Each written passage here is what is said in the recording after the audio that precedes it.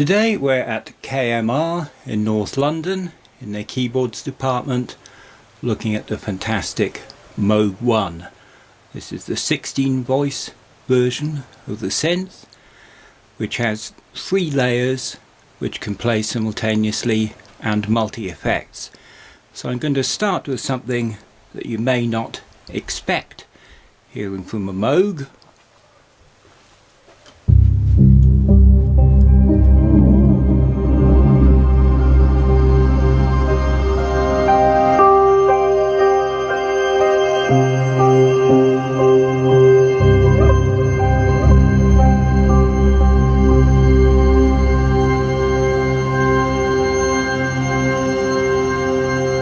These sort of multi-layered workstation noises is something you'd expect more from a Korg or a Roland synth, because you have a pad at the bottom and something tinkly going on over the top, and it all echoes away into the distance. Now lately Moog hasn't had a polyphonic synth to offer, and they've never done one with 3 layers of sounds and digital multi-effects built in. The effects on the Moog One are by Eventide, so they're fantastically high quality. So that takes it into a land which Moog hasn't inhabited before. But of course it excels at the big analog sounds. It has something in common with the memory Moog in that it's got 3 oscillators per voice. But of course you can have 8 or 16 voice polyphony according to which model you buy, and there's as many as 4 LFOs on each sound on the Moog One, so a lot going on. So we'll continue by just looking at some of the preset sounds. At the heart of the Moog One's panel is this big LCD display, and it shows your sounds in alphabetical order, so you can scan down them this way. But you can also choose your sounds in categories: arpeggio, atmospheric, bass, cinematic, evolving, and so on. Let's look at one of the evolving sounds, evolution sweep.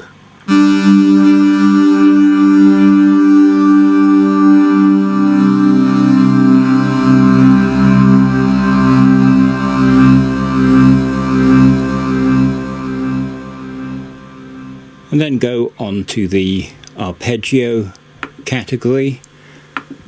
Have a look at something there.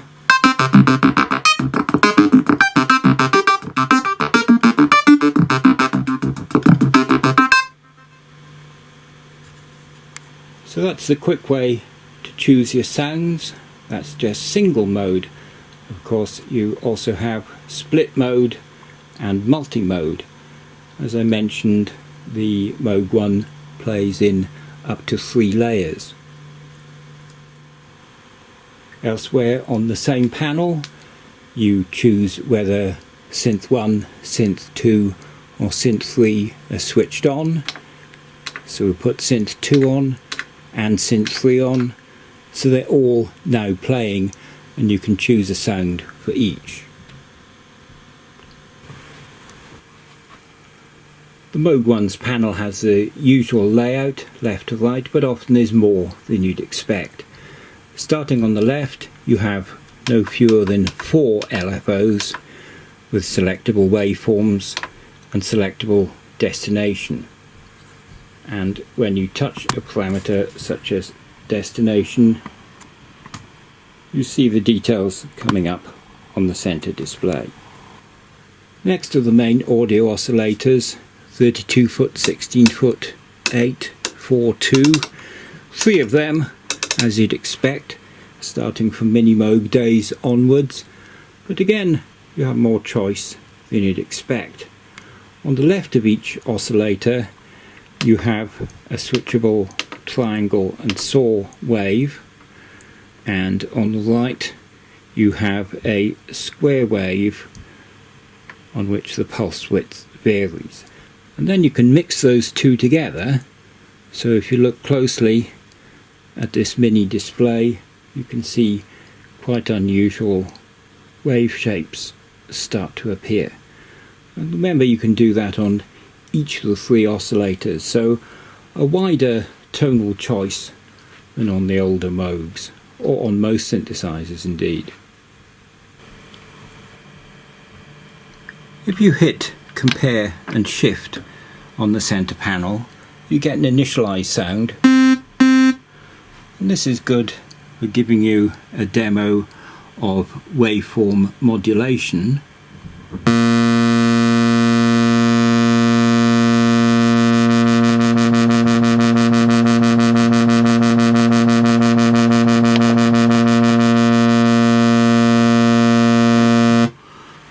So pulse width as well as pitch modulation, and you also have a choice of sources for a ring modulator. Here's the frequency modulation choices.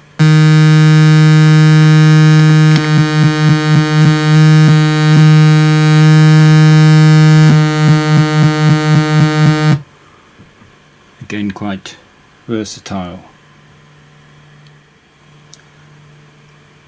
As on the Mini Moog onwards, you have to switch on your oscillators and assign them to the filter. So here we go, turning the oscillators up.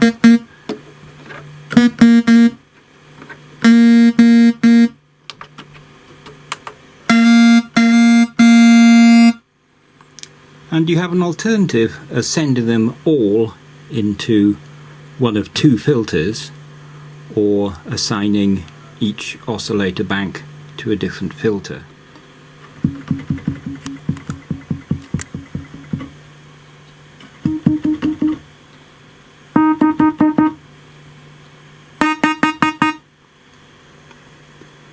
By the way, these little buttons in the top of each control section switch on the display and show you a lot more information about that particular module.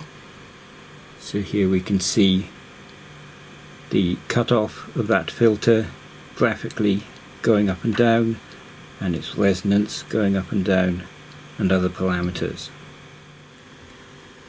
The dual filters on the Moog One makes the tone of its sound highly versatile. The state variable filter can be switched from low pass to notch, band pass and high pass.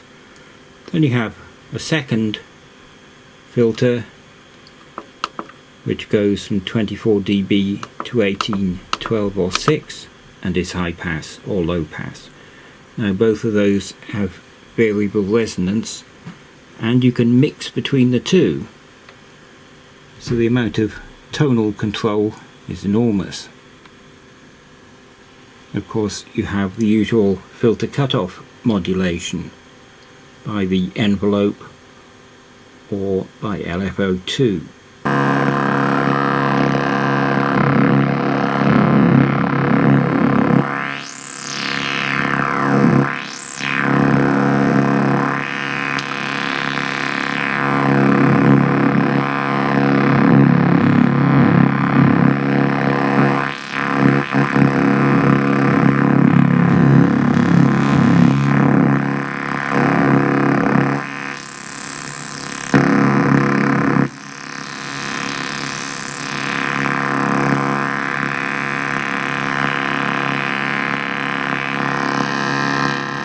So yes, you can get thinner sounds if you like. They don't have to be powerful all the time with a lot of bass.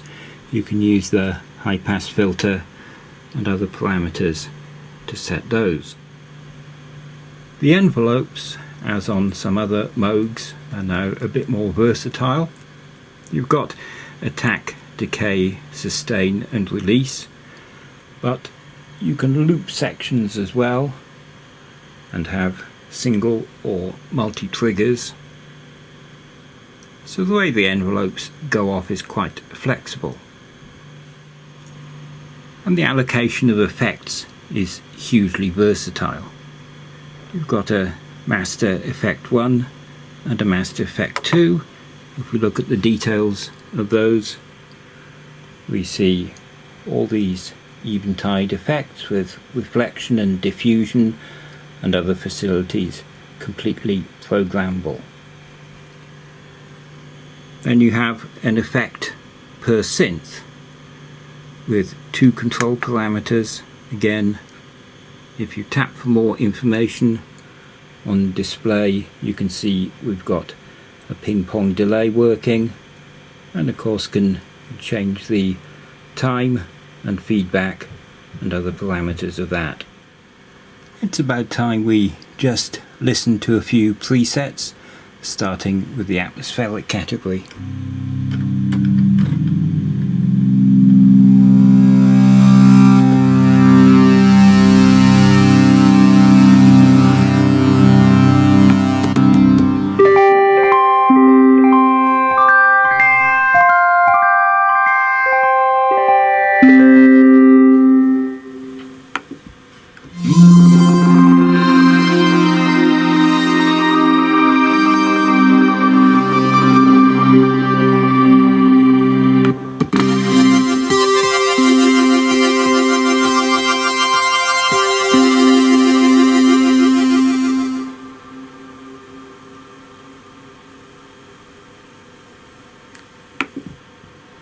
Going on to the classic category, this one's called Analog.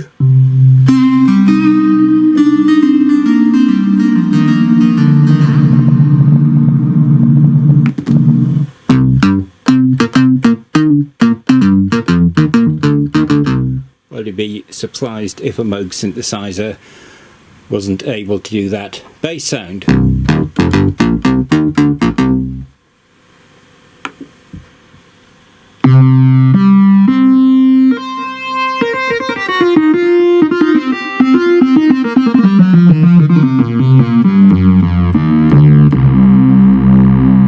And that sort of Wakeman-esque lead sound.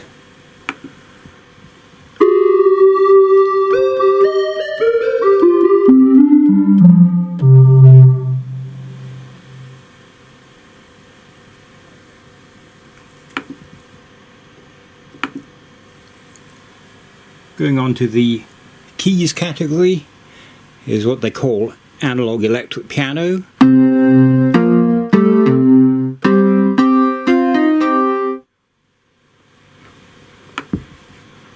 And a clav.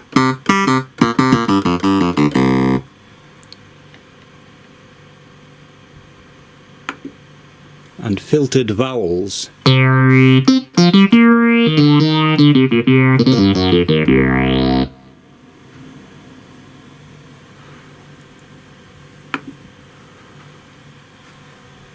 Looking at leads, which is going to be important. This is called Electric Wizard.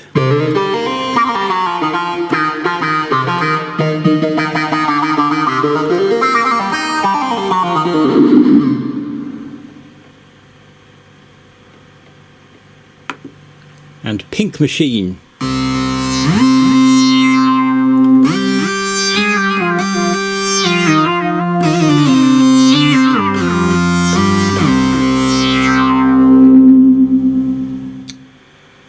On pads we have a nice one here called Astral Dream Force.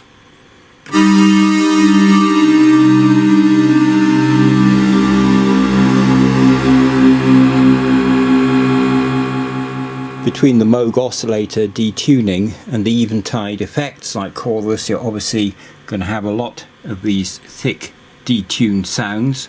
Here's another one called Big Chorus Synth Pad.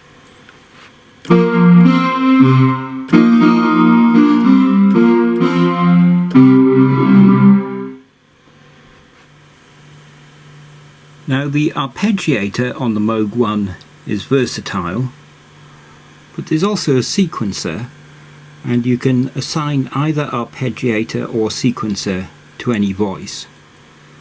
And you have a master clock, but each can play off a divided version of the output. So you can have multiple monophonic sequences playing all offset from one another. But here's a simple arpeggio.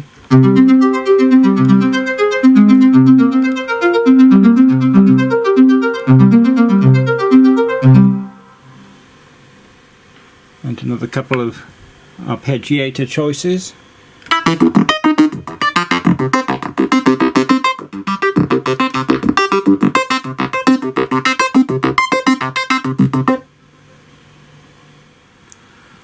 Moogs wouldn't be the same without all the usual performance controls, but here, as well as modulation and pitch bend,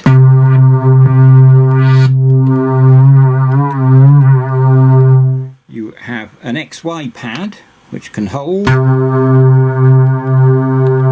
and a glide function which you can switch on and off.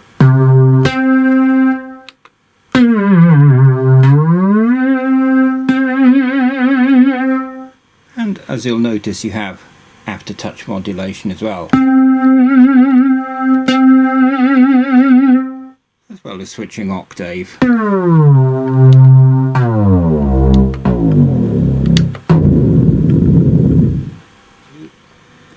If the Moog sound isn't big enough for you, there are various ways to detune.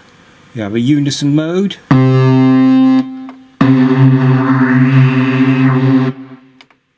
and indeed a mono mode.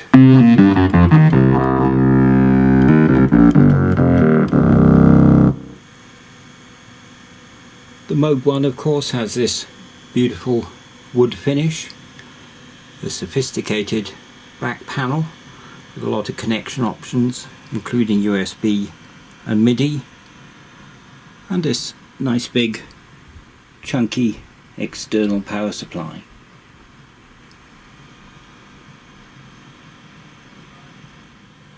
So that's the Moog One. Expensive, of course, but fantastically worthwhile. Much more versatile in having multi-layer polyphony and built-in digital effects than we've ever expected, even from Moog. Thanks to Tom Lewis at KMR for setting it up, and we'll finish just by listening to a few more sounds.